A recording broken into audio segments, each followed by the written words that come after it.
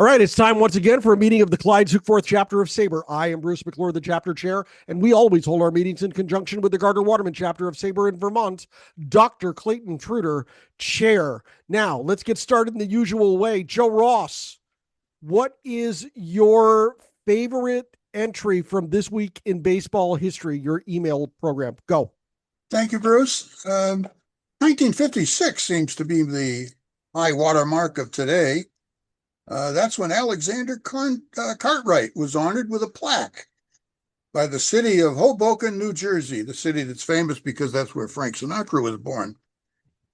He wrote the first set of rules, not Sinatra, but Cartwright, wrote the first set of rules for baseball and organized the earliest games at Hoboken's Elysian Field. The other thing that sort of struck is that 8 members of the Hall of Fame were elected on this date.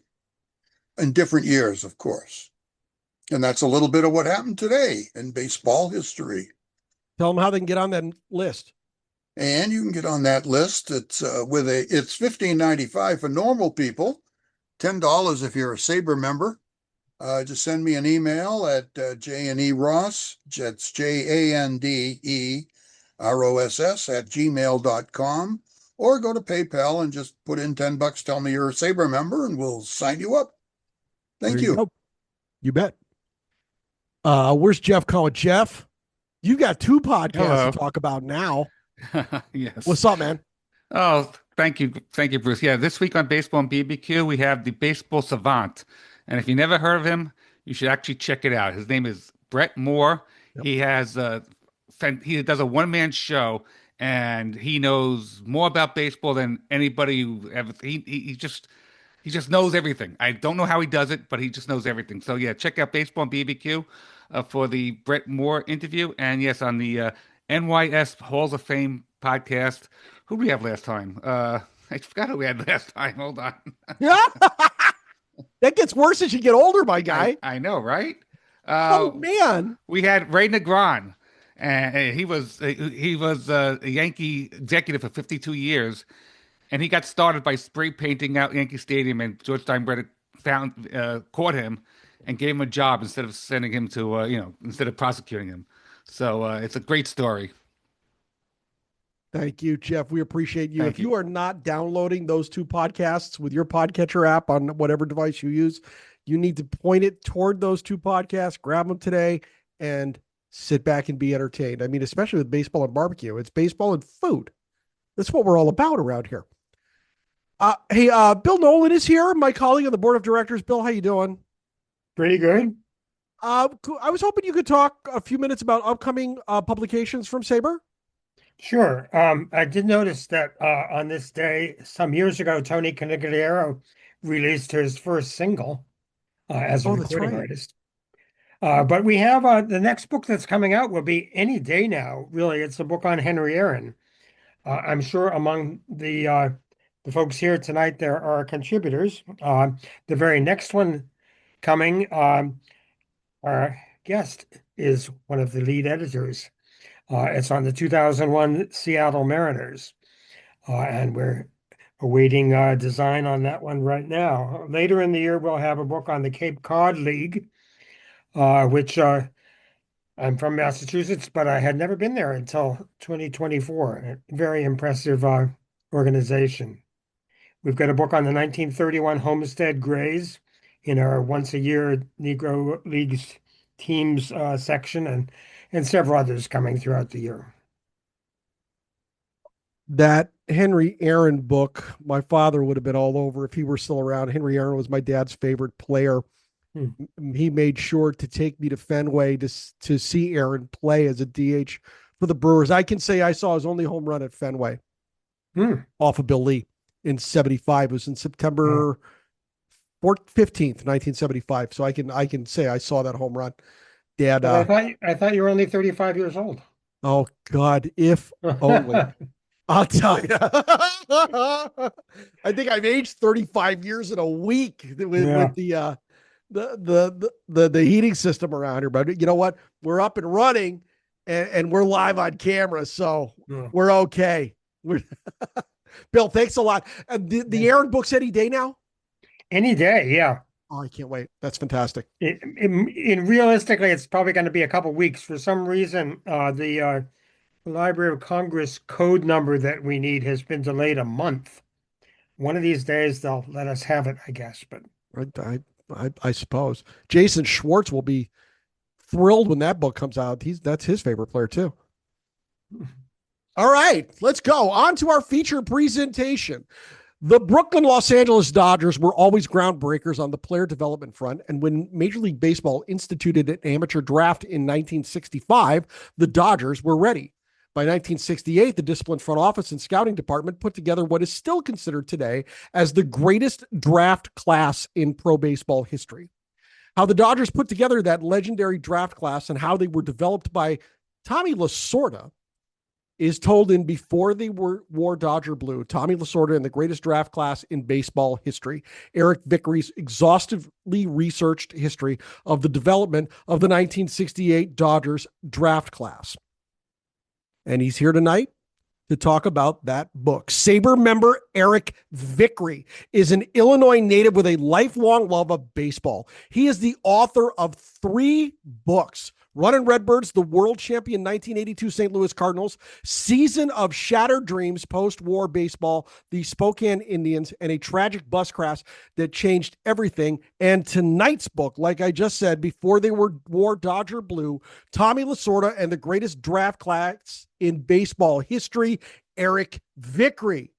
Welcome back to Northern New England, my friend. Unmute yourself, and how do you do?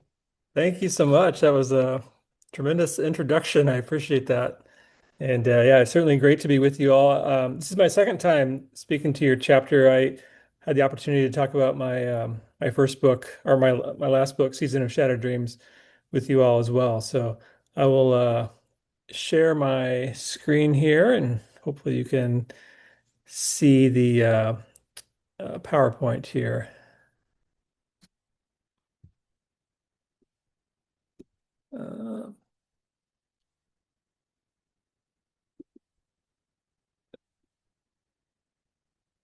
All right, sorry, I'm trying to find the.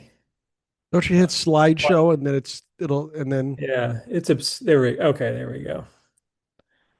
It was obscured there for a second. Computers, they ruin everything. Yes.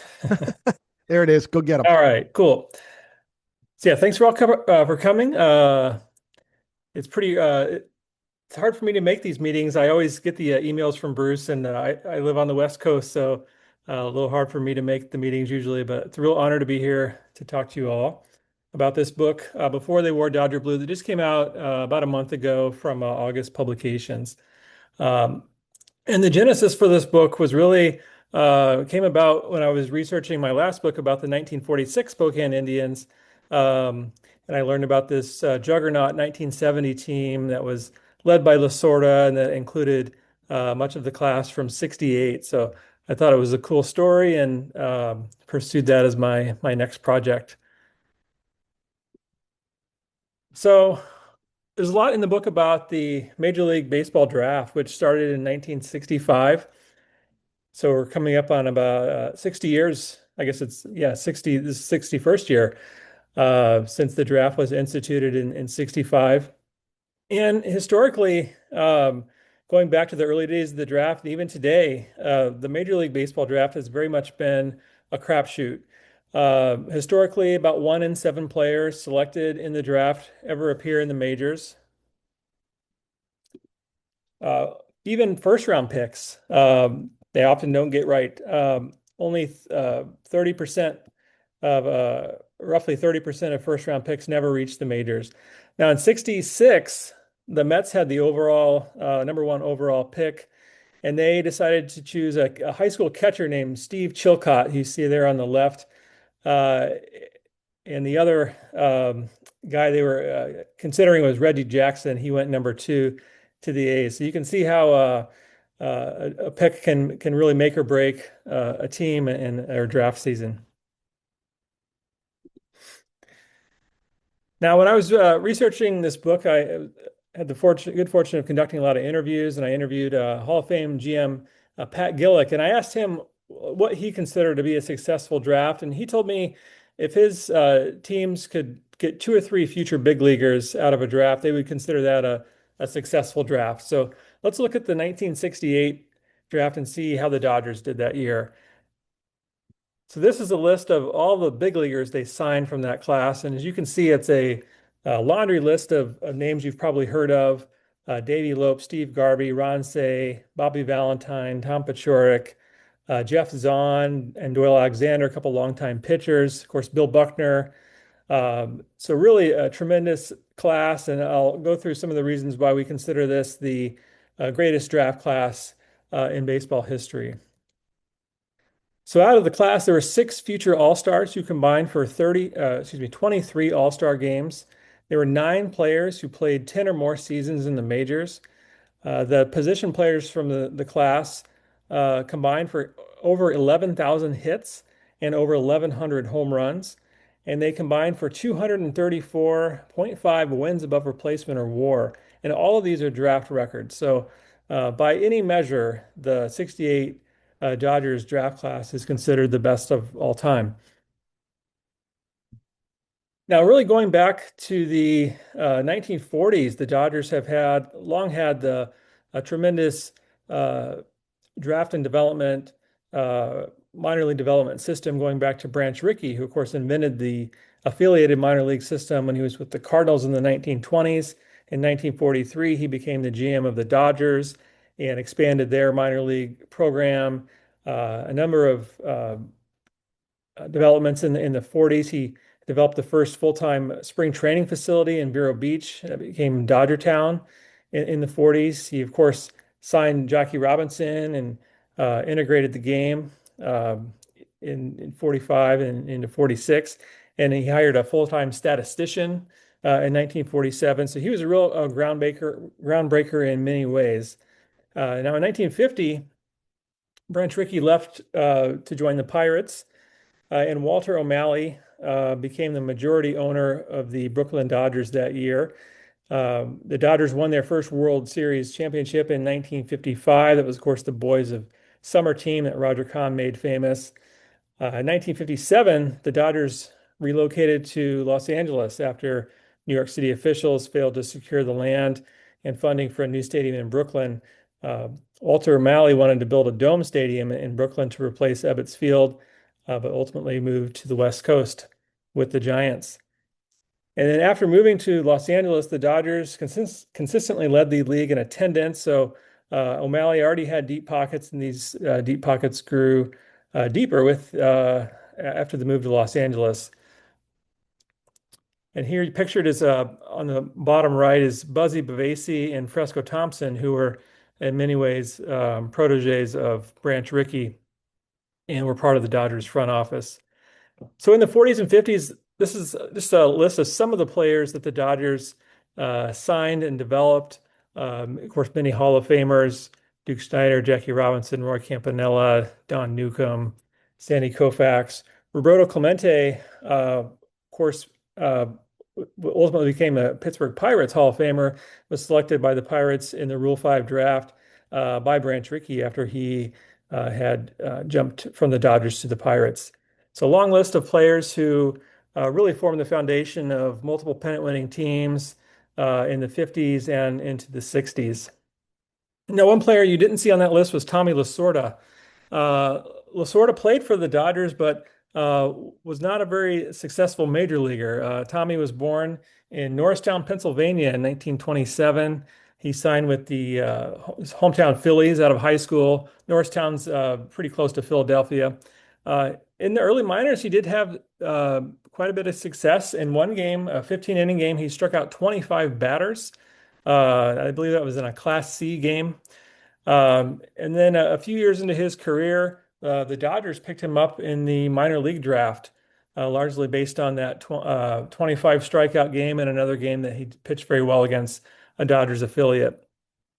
Tommy pitched 14 seasons in the major leagues. He did appear in 3 different seasons with the Dodgers and Kansas City A's.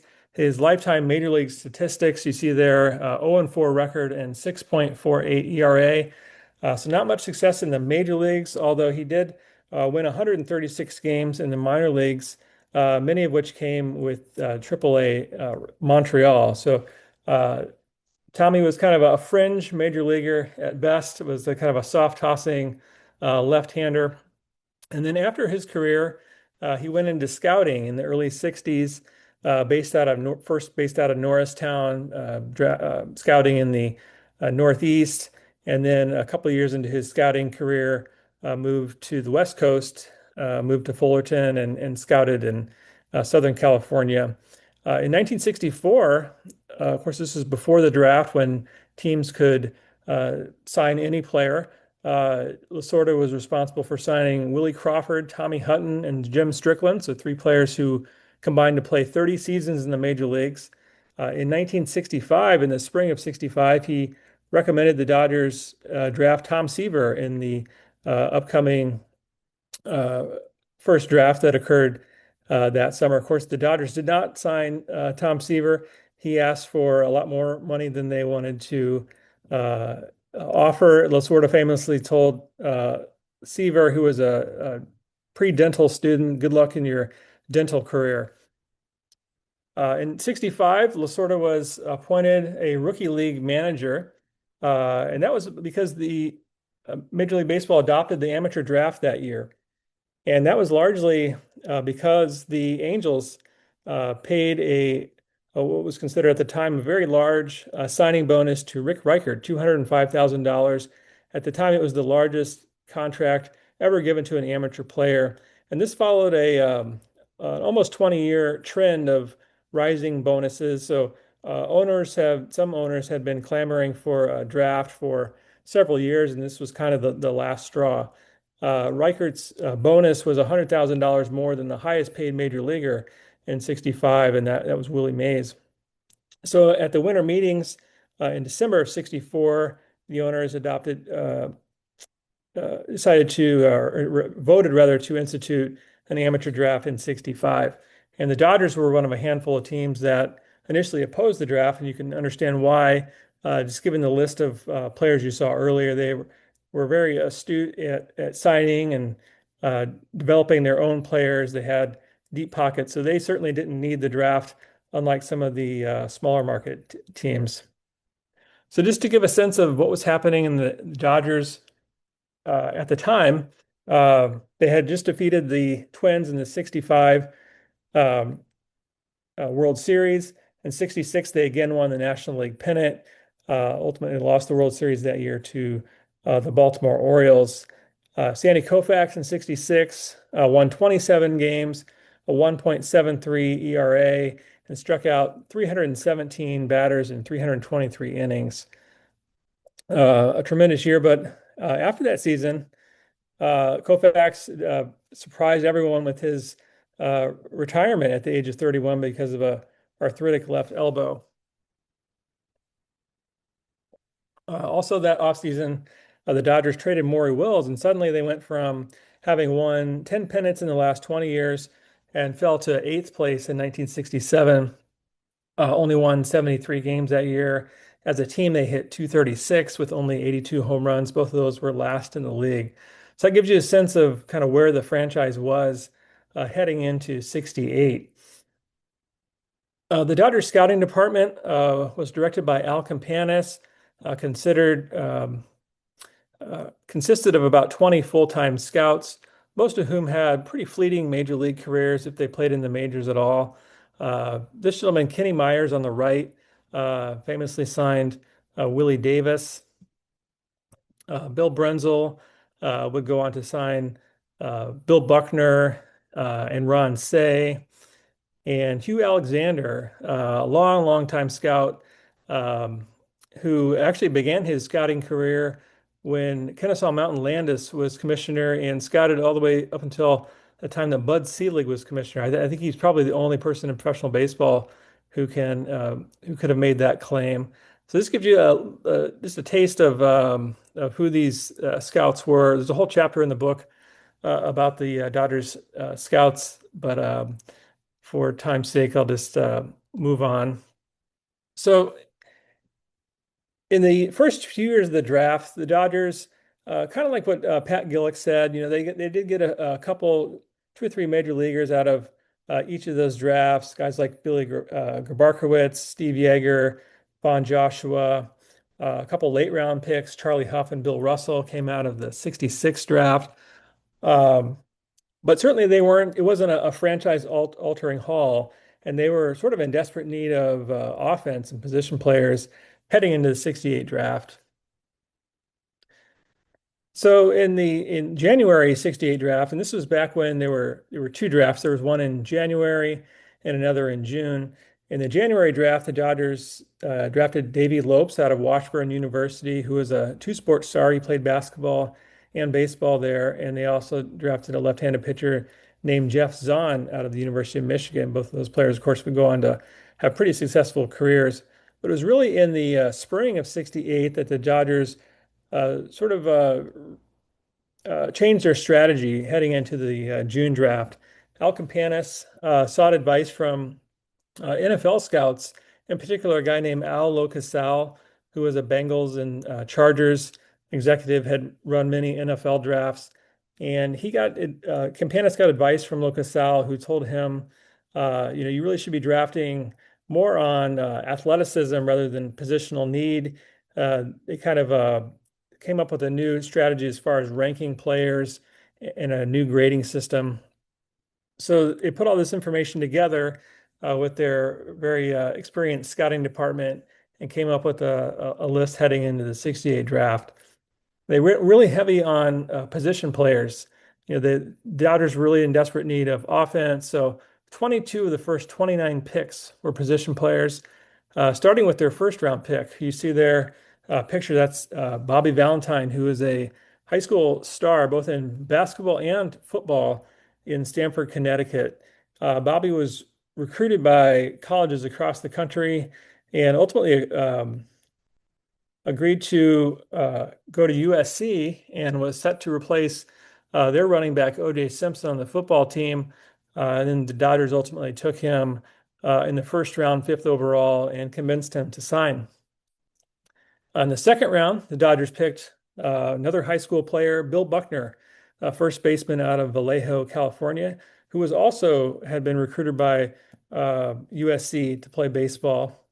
The Dodgers were able to convince him to sign as well. A few rounds later, they picked Tom Paciorek, who was a two-sport star from the University of Houston. He had just been drafted by the Miami Dolphins a couple months before the Major League Baseball draft. But they didn't really offer him much money. He was coming off an ankle injury, and so the Dodgers were able to offer him a bit more, and he decided to go with baseball instead of football. A few rounds after that, the Dodgers drafted Joe Ferguson, who became a very successful catcher later in his career. And then finally, they drafted a pitcher in the 9th round, Doyle Alexander, who'd win more than 190 games in the big leagues. So that was the what they call the regular phase of the draft, and that was for players who had never been drafted before, mostly high school, some college players as well. And then there was the secondary phase, which was for players who had previously been drafted but did not sign. So this was a smaller pool of players, mostly college players. And the Dodgers' first round pick in the secondary phase was the guy you see pictured there, Steve Garvey, who was a third baseman out of Michigan State. Round 2, they picked Sandy Vance, who was probably their highest rated pitcher coming out of the draft. He was a star pitcher at Stanford. And in the 3rd round, they picked another third baseman, Ron Say, a Tacoma, Washington native out of Washington State University. So Tommy Lasorda had by this time he was in his 4th year as a rookie league manager, and the cream of the Dodgers 1968 draft class, Bobby Valentine, Steve Garvey, Bill Buckner, and Tom Paciorek were sent to Ogden, Utah to play for Tommy Lasorda. Now, Lasorda, we all know how big of a character he was, and that goes way back to his playing days. He grew up a very extroverted personality, always a bit feisty growing up, was known to fight at the drop of a hat. As a manager, he sort of broke down barriers that has traditionally existed between players and managers. He took his team out for meals. He went bowling with them. He socialized with them. Basically spent 24 hours a day with his players, and they quickly became like family. The 68 Dodgers, Ogden Dodgers, won the Pioneer League championship, and that was Lasorda's third Pioneer League title in 3 years. So he was having a lot of success early on in his minor league managerial career. Lasorda was known early on for his locker room rants, and this is a video I'm going to play. It gives you a sense of Lasorda's locker room speeches. This one is probably cleaner than most. I think he was, of course, known for dropping a lot of expletives. This is a G-rated clubhouse speech he was giving to his players. Just let me tell you a little story of a guy that was out in the boat. And he was 1,000 yards offshore. And the boat capsized. And this guy swam and swam and swam with all the heart and drive that he had. And he got 4 yards offshore and he drowned. You guys are not on shore yet until you win the pennant. So yeah, Lasorda was a real motivator. This was in '72 when he was with the Albuquerque Dukes.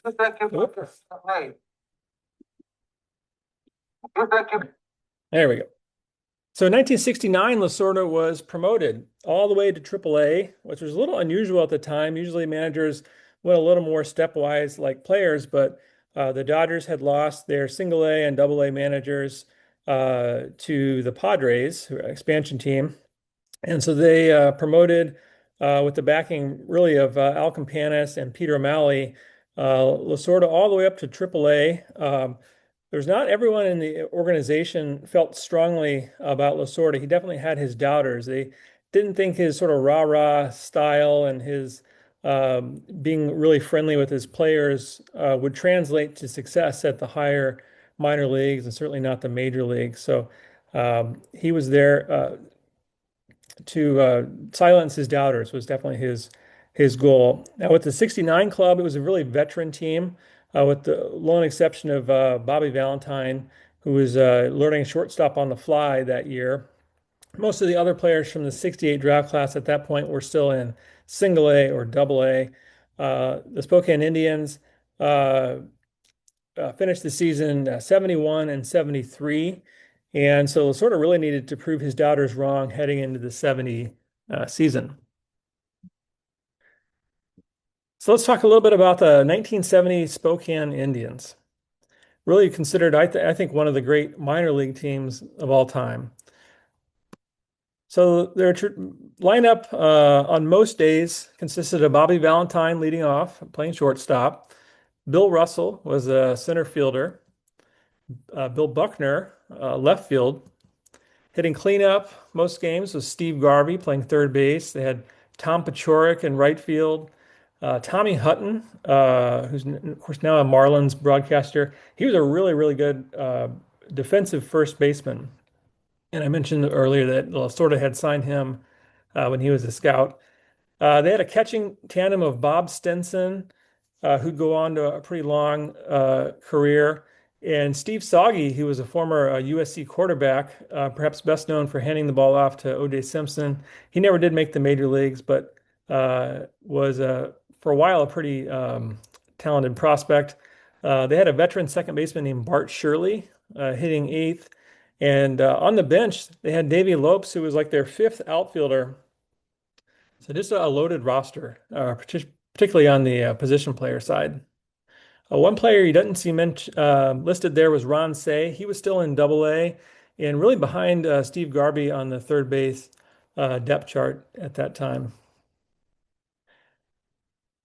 So the 70 Spokane Indians led their division. The Pacific Coast League at that time was 8 teams divided into 2 divisions. The Indians led their division, the North Division, wire to wire. So from opening day to the last day of the season, they won 94 games with a 644 winning percentage, finished 26 games ahead of the second place team, and had a plus 209 run differential. So really dominated their division that year. Just a few notes about how some of the prospects did that year. Bobby Valentine was the league MVP, as well as won the batting title with a 340 average, led the league in hits, runs, doubles, and triples. He was really a fan favorite, and he was kind of like Lasorda, a natural extrovert, and would later develop a lot of Tommy's traits in his own managerial career. One of the players I interviewed for the book, Jeff Pentland, who went on to become a pretty successful big league hitting coach, I thought this summed up Valentine pretty well. He said Bobby had a lot of confidence, a lot of energy. He had the most swagger of any player I played against. You either hated him or loved him. He was a heck of a player. I think you can probably say the same thing about him as a manager. I think he was pretty polarizing. Now, the Spokane's closer in 1970 was Charlie Hough, and this was his first year throwing the knuckleball in his fifth season in professional baseball. So Charlie was originally drafted as a infielder slash pitcher. They ultimately made him a pitcher. He was really a fastball slider pitcher for his first 4 seasons. Had kind of a minimal success, you could say, in Double A, kind of muddled through a couple seasons. It was really on the brink of being out of baseball when one of the Dodgers scouts named Goldie Holt asked him if he had ever considered throwing a knuckleball one day during the Arizona Fall League. And so he gave it a try and picked it up really quickly. So this was in the fall of '69. And so in '70, he was just throwing this pitch in games for the first time and did remarkably well, picking up the pitch very quickly. He pitched. It was remarkable in kind of going through the box scores of that season, how often he pitched. He would pitch sometimes 4 or 5 games in a 4 or 5 game series. There was one relief outing where he pitched 9 innings. He went 12-8 with 18 saves and a 1.95 ERA. Those were his statistics in August when he was finally called up to the big league club. Steve Garvey actually began the season in Los Angeles, but was sent down to Spokane after a few weeks because the Dodgers were struggling and they wanted somebody with more experience at third base. Garvey was also having some problems with his throwing. He had a injury to his shoulder stemming from a football injury at Michigan State, and so his throwing was pretty erratic from third base. But he could hit. He hit .319 with 18 home runs and 87 RBIs for Spokane that year. Like Garvey, Bill Buckner began the season with the team, but was sent down a few weeks into the season. And then shortly after joining Spokane, actually broke his jaw in a collision with Bobby Valentine and Davey Lopes, but remarkably never missed a game despite having his jaw wired shut, and he was not able to eat for like a month. Was on a liquid diet, but never missed a game. Something Bobby Valentine said he, to this day, doesn't know how Buckner did it, but it was a sign of his competitive drive that he kept playing through that. He ended up hitting .335, just a few points behind Valentine, who won the league batting title, and struck out only 25 times in nearly 500 plate appearances. Even back then, he had a very low strikeout rate. And of course, he would carry that into his big league career as well. Bill Russell spent about half the season with Spokane that year before he was ultimately called up to Los Angeles, and he would actually never play in the minor leagues again. Of course, he later became the Dodgers' longtime shortstop. Russell was a product of the '66 draft, was drafted as an outfielder out of high school, and then, like many Dodgers players, converted to a different position. Tom Paciorek in 1970 hit .326 with 17 home runs and 101 RBIs. This was the first of 3 seasons in which he would hit 300 with 100 RBIs, but he would kind of get stalled at AAA, spent a few years with the Dodgers as a pinch hitter, and later he was traded to Atlanta as part of the deal for Dusty Baker. Davey Lopes, I mentioned he began the season as the Indians' 5th outfielder, ultimately did get more playing time, particularly when Bill Russell was called up to the big leagues. He ended up hitting .262 that year with 6 home runs. At that point in his career, he was very quiet and reserved, And really, it was with the encouragement of Lasorda that he became a bit more outspoken and became later the Dodgers team captain for their late 70s teams. So I mentioned the Indians really ran the table in their division, but in the Southern Division of the Pacific Coast League that year, there was another juggernaut, the Hawaii Islanders, who were a AAA affiliate of the California Angels. Now, the Islanders were a co-op team, and they were owned by a Hawaiian entrepreneur named Chin Ho. And what I mean by co-op team is that the majority of the roster was California Angels prospects, but every year Hawaii would sign a half dozen or so big league veterans, guys who were maybe sort of at the tail end of their career, or some of these quad A players, to help fill out the roster and ensure they'd field a competitive team. So it was compared to a very young Spokane team, this is a very experienced Hawaii Islanders team. They had guys like Juan Pizarro and Ron Klein, guys with well over 100 major league wins as part of their pitching staff. And Hawaii won 98 games that year, so four more games than Spokane. So these are the two teams that met in the Pacific Coast League Championship. For the book, I interviewed about a half dozen people affiliated with the Islanders, including Winston Yanis, who finished second to Valentine in the batting race. John Werhouse, who later became a close friend of Tommy Lasorda's and actually officiated Lasorda's funeral. Dave LaRoche, a relief pitcher whose sons, Adam and Andy, played in the big leagues. Pitcher Greg Washburn, who we'll talk about in a bit, and Harvey Shank, who later went on to become an executive with the Phoenix Suns, were all members of that 70 Islanders team. But perhaps the most well-known person affiliated with the Islanders that year was their broadcaster, the guy on the right, Al Michaels, was a young broadcaster for Hawaii that year. The guy on the left is Ken Wilson, who also had a long major league career. I actually grew up in St. Louis listening to Ken Wilson broadcast Cardinals games during my childhood. So they met in a best-of-7 series starting in Spokane. Spokane won the first two games at home and then won the next two games in Hawaii to sweep the best-of-7 series. Spokane out-homered Hawaii 10-1 and outscored them in the series 38-9. Spokane hit 351 in the series compared to Hawaii's 205 average. Spokane's pitchers had a collective 2.25 ERA compared to Hawaii's 7.41. So it was really this complete total domination by Lasorda's players. But there was a little bit of controversy in the game 4. So this is when Spokane was up 3-0 in Hawaii, and the Islanders manager, Chuck Tanner, of course, would later go on to manage the Pirates, told his starting pitcher, Greg Washburn, to give the leadoff hitter, Bobby Valentine, a little chin music to kind of give the Indians a message that the series wasn't over yet. But his pitch got a little too far inside and actually struck Valentine near the left eye and sent him to the hospital. He had to have emergency surgery. There's a couple photos of Bobby Valentine in the hospital at that time. Now, remarkably, it shows you how deep the Spokane Indians roster was.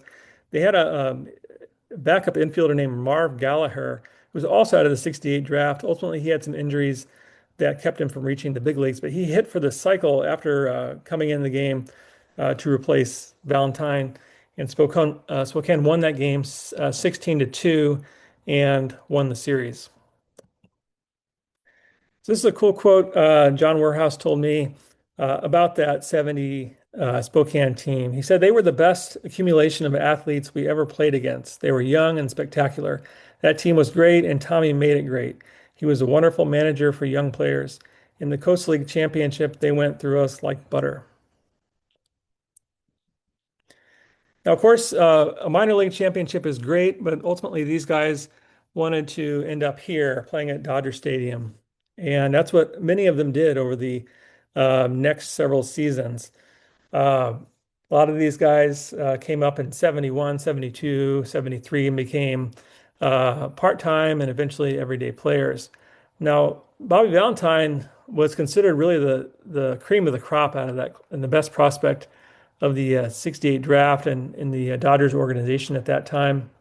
But he kind of fell out of favor with Walt Alston after injuring his knee in a flag football game in '71. And Alston had a preference for Bill Russell. Part of that was, I think, their personalities as well. Valentine was really kind of this extrovert, outgoing guy. Russell was kind of a little more like Alston, kind of a quiet gamer type. So in 1973, after Valentine had kind of been a part-time player for a couple seasons, the Dodgers traded him along with Frank Robinson and 3 other players to the Angels for Andy Messersmith and Ken McMullen.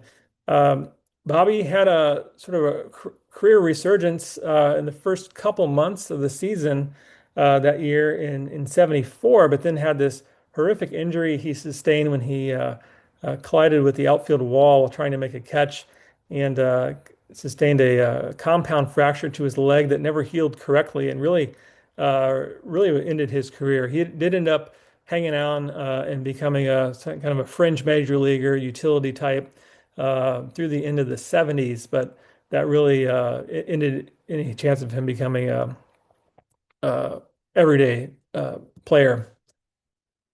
Now, in 1974, by this time, many of the players from the class of '68 had become everyday players. In fact, 5 of the first 6 players in the Dodgers Game 1 World Series lineup against the A's that year were from the '68 class: Lopes, Buckner, Garvey, Ferguson, and Say.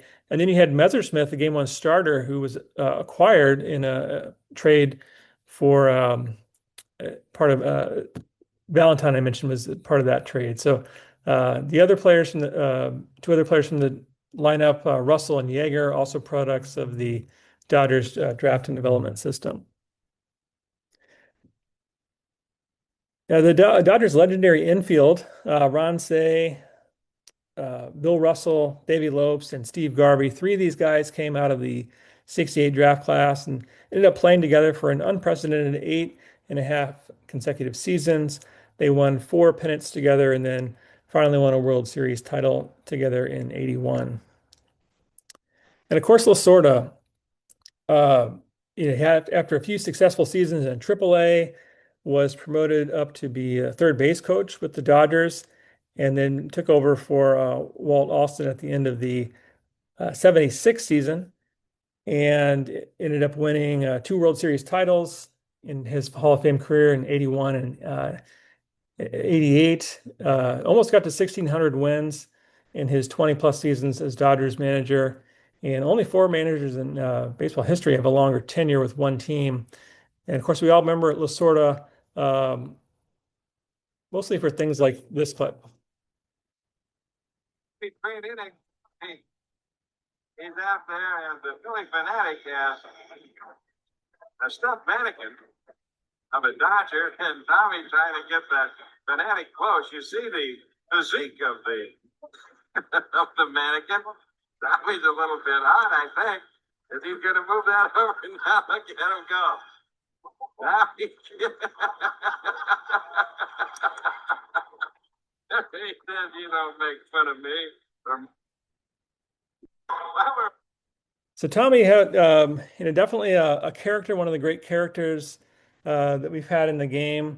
And I think in talking to a lot of the players who played for him, I think in a lot of ways his personality overshadowed how big of a character he was. And I did want to share one story with you. I'm going to read from the book. And this has to do with Bobby Valentine. Now, many of you know, probably remember the time he was ejected from a game and then snuck back in the dugout wearing a disguise. I think a lot of people, that's what they remember Bobby Valentine for. But the roots for that perhaps went back to 1969. So I'm going to read just a little section of the book and a story that one of the players told me. So this is Bobby Valentine talking. He said, "Sometimes I think about how that experience I had with Tommy influenced how I dealt with younger players when they weren't successful in the beginning." Valentine said, reflecting back on the experience, "I think it had everything to do with how I dealt with them and how I stuck with them and believed in them. It was incredible on his part. It was unprecedented. My play from that day on was amazingly better. And this is when Bobby Valentine was learning to play shortstop, and Lasorda sort of stuck with him, even though he's having a lot of defensive struggles going on. Something else Lasorda did in the summer of '69 may have stuck with Valentine. It happened during a Sunday afternoon game in Tacoma. Bruce Brubaker said, I was pitching and Lasorda got thrown out of the game in the second or third inning. In the sixth or seventh inning, there was a man on base. I was kneeling in the on-deck circle when I hear, Brew, Brew. It sounded like Lasorda. I looked around and I couldn't see him anywhere. Then I hear him again saying, Brew, Brew. I looked around again, and there he is in full disguise, sitting in the first row 20 feet from me. He was wearing a black raincoat, hat, fake beard, and sunglasses. He saw that I heard him and said, I want you to fake bunt and swing away. The fans around him heard and started yelling, Hey, this is Lasorda. They stopped the game, and the police came down and escorted him out of the park. 30 years later, Brubaker was watching television one day and saw his former teammate, New York Mets manager Bobby Valentine, pull off a nearly identical ruse following an ejection. Just wanted to share that kind of fun story from the book. That's the end of the presentation. I tried to boil 300 pages down to a presentation, so hopefully I did okay, and maybe you guys learned a little something about the history of the Dodgers' great draft class of '68. So anybody who knows me in Saber circles, for lack of a better term, knows that I don't like Tommy Lasorda. You're not alone, Bruce. I understand it's a rather big club. Folks know my stance on Tommy Lasorda has to do with his treatment of his son when his son began a relationship with Dodgers outfielder Glenn Burke. Was that really the only story? Could you find any other stories about Lasorda like that, or was that not part of your research, or what? I don't even know how to form the question correctly. I think you know where I'm going with this. Yeah, and definitely the focus of my book was the '68 draft and that 1970 season. I did, of course, Tommy had his son, Tommy Jr., or Spunky as he was known, was openly gay, but Lasorda never acknowledged that fact in public. It was interesting. Lasorda disowned him. Yeah. From what I understand, he was at his side when he passed away. That's interesting. That's not the story I heard. Go on. That's very interesting. I'm learning something here. Yeah. So I think the two were close, but in fact, he never publicly, acknowledged the fact that his son died of HIV-related complications. I really didn't get it out of the book, but I did find it interesting that a book that Bill Plaschke co-wrote with Lasorda that came out a few years, maybe 10 years ago or so. There's not even a single mention of his son in the book, which I thought was rather interesting. Out of all the players that he developed, did he ever mention having a favorite one, or one that he thought had the most success? I think probably Bobby Valentine in terms of a favorite. They were really, really close. I mentioned Bobby was a lot like Tommy personality-wise. In 2020, during the pandemic when the Dodgers won the World Series, the two of them sat together in a luxury box in Texas. This was during the World Series, and watched the Dodgers win the World Championship that year. So they remained close throughout Tommy's life, and I really think that Tommy thought he was going to go on to have a Hall of Fame career. But really, Tommy had a great relationship with all his players. Bill Buckner, Tom Paciorek, they remained very close throughout the rest of his life, and Tommy was very instrumental in Davey Lopes converting from outfield to second base. So I think definitely impacted his players in many ways.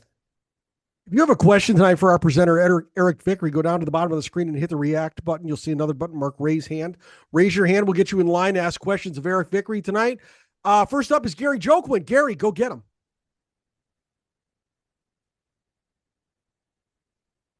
He's got to find that unmute button. He's on a new tablet.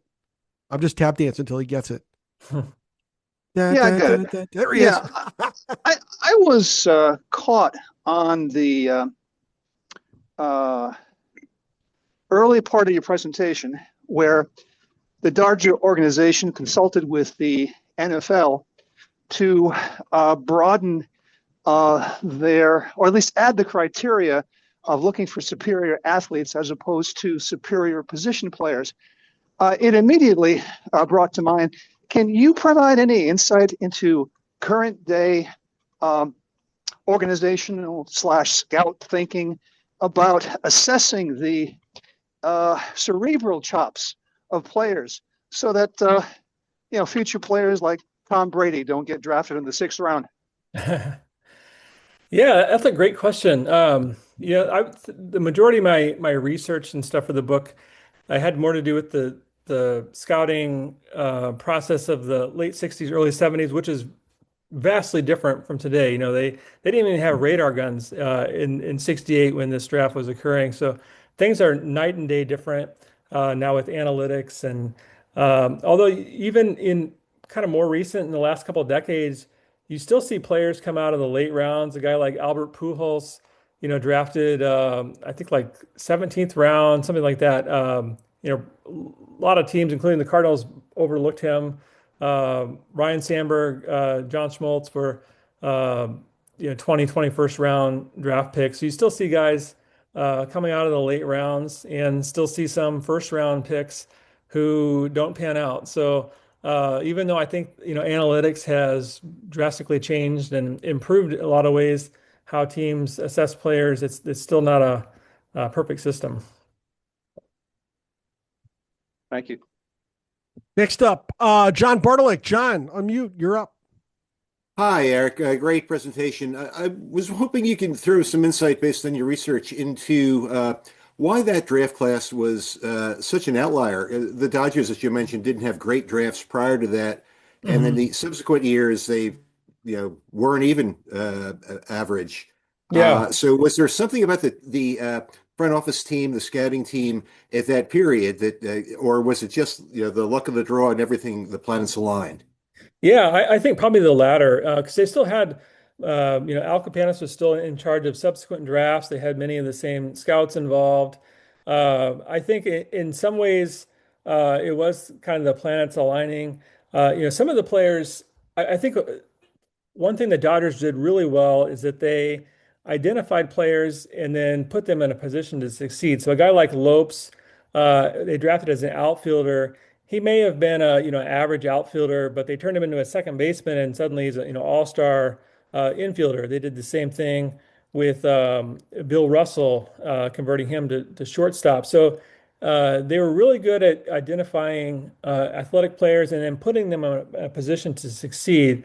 They had you can kind of look further out into the 70s and 80s. They really continued to have a strong draft and development system. They had over a period of 19 years, like 10 rookies of the year in the 90s, late 80s into the 90s. So, and then of course they went into international scouting at that point with guys like Valenzuela and Raul Mondesi, Chan Ho Park. So they've always been sort of at the leading edge of the drafting and development system. But yeah, that 68 team was certainly an outlier, probably a combination of things, but they even them weren't able to sort of duplicate that success.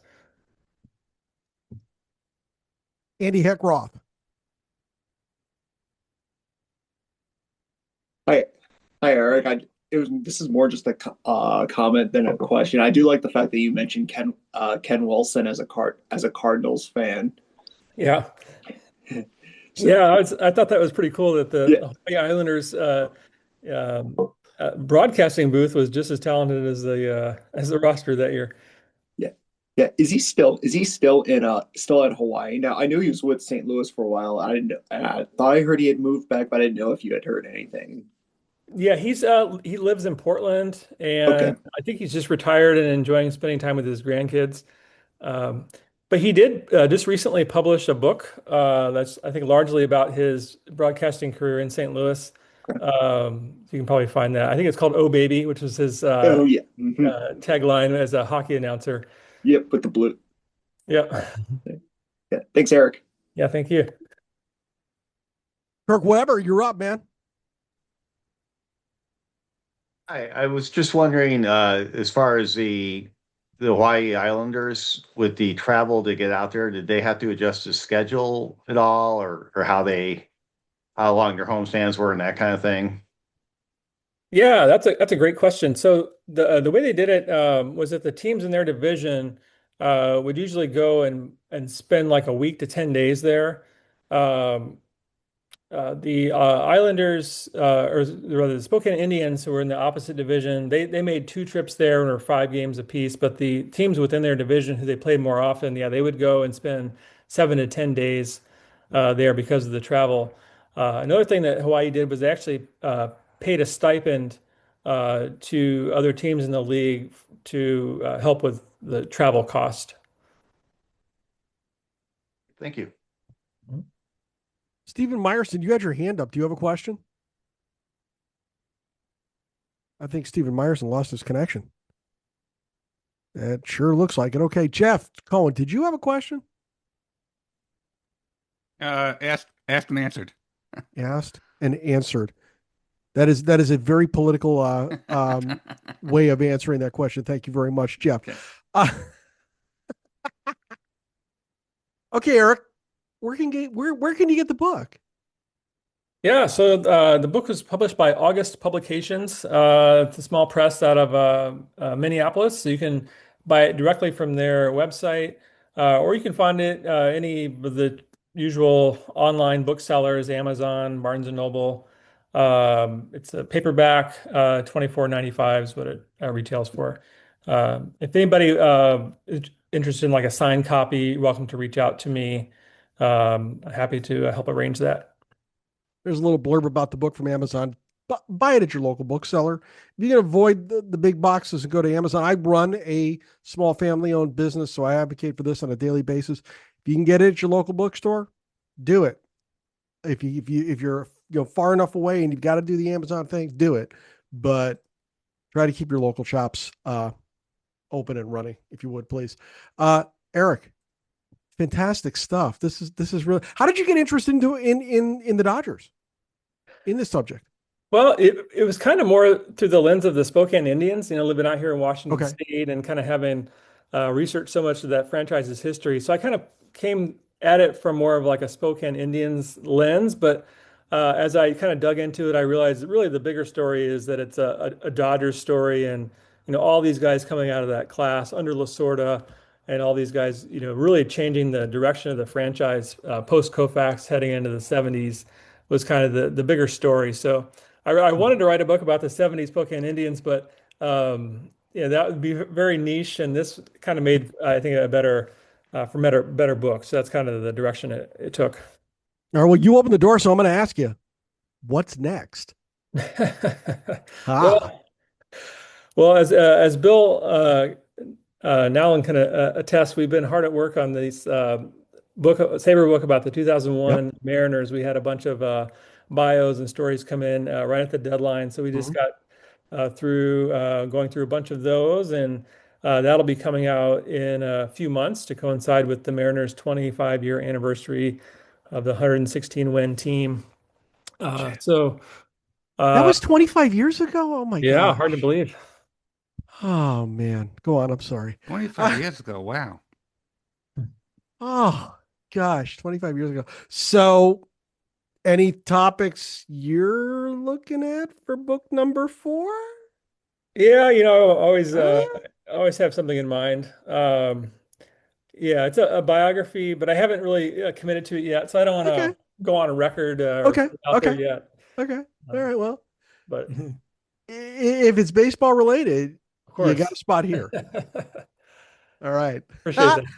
Hey, let's do this again next Monday night, January 26th, when we will have Tom Bowen with us to give his Sabre 53 presentation entitled Gone But Not Forgotten, a tour of lost Dallas-Fort Worth professional ballparks of the 20th century. Okay, you're thinking this has nothing to do with anything in northern New England. You're right, but it's a really good presentation. I happened to see this one in Dallas this past summer, and it's really good. You're not going to want to miss it. So sign up. The link is available in the chapter meeting booklet, and it's in the Sabre events calendar as well. And finally, if you are a baseball fan watching on YouTube and you like what you see, please like this video and subscribe to our channel to be alerted to each of our weekly uploads. And if you are not yet a member, you need to join the Society for American Baseball Research, the premier baseball community. Offering an amazing baseball buffet of options to explore your fandom, Sabre boasts more than 35 different research committees, over 80 regional chapters, and innumerable opportunities to connect with baseball minds across the world, like Eric Vickrey. For more information, go to sabre.org today. Eric Vickrey, you're fantastic as always. I appreciate you. Thank you very much. Thank you, guys. Let's get everybody out of here. We'll see you next week. Have a good night, everybody.